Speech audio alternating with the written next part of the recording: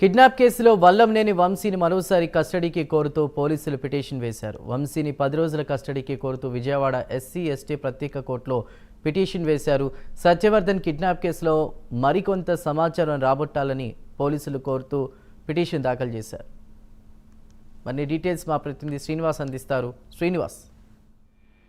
చందు, ఏదైతే గన్నవరం మాజీ ఎమ్మెల్యే వల్లంనేని వంశీ ఇప్పటికే సత్యవర్ధన్ కిడ్నాప్ బెదిరింపులతో కూడా ఆయన రిమాండ్ లో ఉన్నాడు.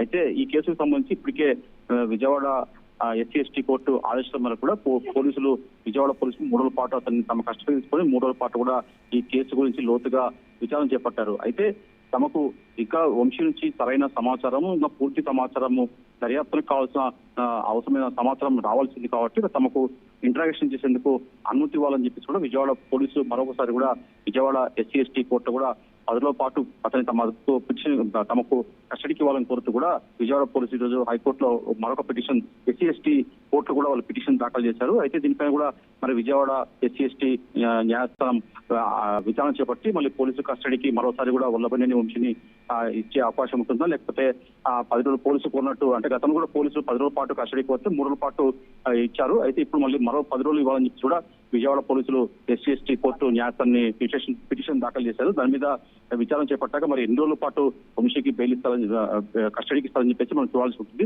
మరోసారి ఈ కస్టడీలో మళ్ళీ పోలీసులు ఏ మేరకు వంశీ సహకరిస్తాడా మళ్ళీ పూర్తిగా సమాచారం ఇస్తారని చెప్పి చూడాల్సి ఉంటుంది.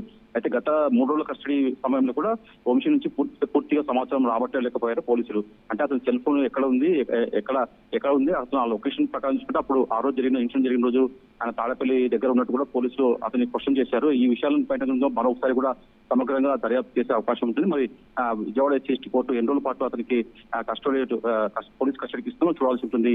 Chandu. Right. Thank you Srinivas.